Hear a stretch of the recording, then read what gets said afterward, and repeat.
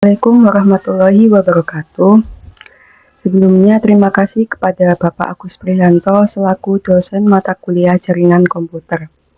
Di sini saya akan menjelaskan tentang sejarah internet, namun sebelum itu perkenalkan, nama saya Azara Aini Ma'rifah dengan NIM 22050974008 dari kelas PTIA 2022. Sebelum masuk ke sejarah, alangkah baiknya kita mengerti apa itu internet. Yang pertama ada pengertian internet.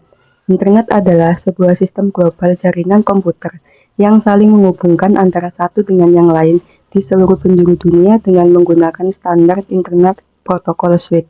Dengan kata lain, internet adalah jaringan dari banyak jaringan yang terdiri dari jaringan pribadi, umum, akademik, bisnis, dan pemerintah lokal. Dihubungkan oleh barisan bahasa pemrograman yang luas dan mencakup peralatan elektronik, nirkabel, dan teknologi jaringan optik. Internet memberikan berbagai sumber informasi dan jasa, seperti akses World Wide Web atau WWW, surat elektronik, telepon, dan jaringan peer-to-peer untuk saling berbagi berkas. Menurut para ahli, internet adalah yang pertama menurut Ono W. Purbo Prihatna pada tahun 2005. Pengertian internet adalah media yang memungkinkan sebuah proses komunikasi berlangsung efisien dengan menyambungkannya dengan beragam aplikasi. Yang kedua, menurut Alan pada tahun 2005, internet adalah jaringan komputer yang saling terhubung dan memiliki kemampuan membaca dan menguraikan internet protokol IP dan Transmission Control Protocol atau TCP. Pengertian tentang IP sendiri akan dijelaskan terpisah pada istilah-istilah dalam internet. Lalu yang ketiga, menurut Strauss, L. Ansari, dan Frost pada tahun 2003 menyimpulkan pengertian internet adalah sekumpulan komputer yang terhubung dengan jaringan. Jaringan komputer tersebut bisa diakses dan digunakan oleh siapapun yang mendapatkan izin akses. Langsung saja masuk ke sejarah internet di dunia.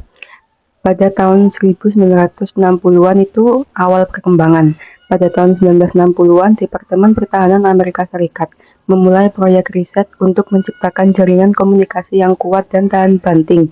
Salah satu hasil dari proyek ini adalah ARPANET, Advanced Research Projects Agency Network, yang diluncurkan pada tahun 1969. ARPANET awalnya dibuat untuk menghubungkan 4 universitas di Amerika Serikat. Selanjutnya pada tahun 1970-an yaitu perkembangan awal. Pada awal 1970-an, ARPANET terus berkembang, menghubungkan lebih banyak institusi, penelitian, dan universitas di seluruh Amerika Serikat. Pada tahun 1973, protokol TCP atau IP dikembangkan oleh Vinton Cerf dan Robert Kahn yang menjadi dasar dari komunikasi data di internet. Pada tahun 1974, komunikasi TCP atau IP pertama kali diuji coba di ARPANET. Pada tahun 1980-an yaitu standarisasi dan pertumbuhan. Pada tahun 1983, ARPANET beralih sepenuhnya ke protokol TCP/IP yang menetapkan dasar untuk internet modern. Pada tahun 1985, Domain Name System atau DNS diperkenalkan, yang memungkinkan pengguna untuk menggunakan nama domain alih-alih alamat IP numerik. Pada pertengahan 1980-an, jaringan serupa dengan ARPANET muncul di seluruh dunia, termasuk jaringan di Eropa dan Jepang. Lalu, pada tahun 1990-an yaitu komersialisasi dan ekspansi. Pada tahun 1991, publik pertama kali dapat mengakses World Wide Web melalui browser bernama World Wide Web, sekarang dikenal sebagai Nexus.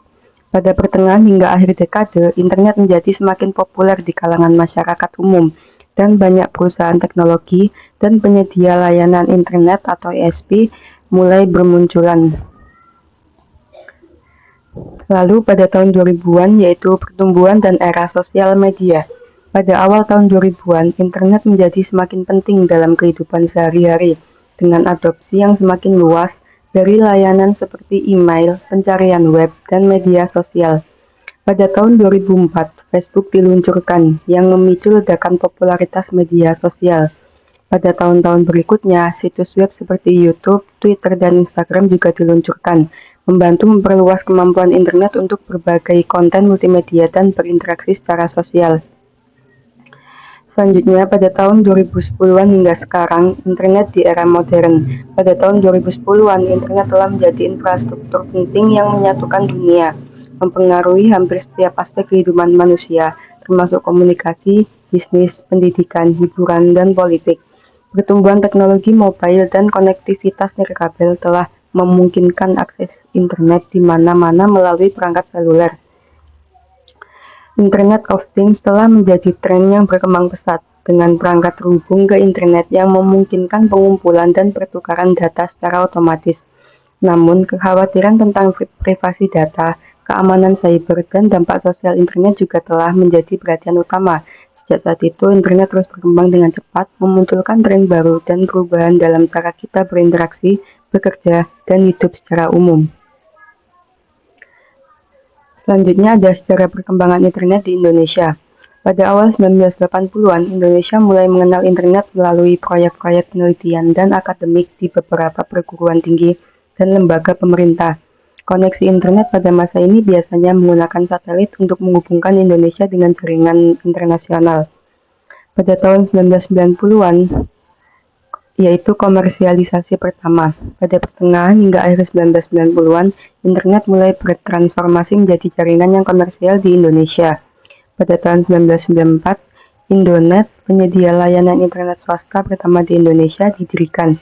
Ini adalah langkah penting dalam mengkomersialisasikan akses internet di negara ini. Selanjutnya, pada tahun 1955, Indonet, penyedia layanan internet lainnya, juga didirikan.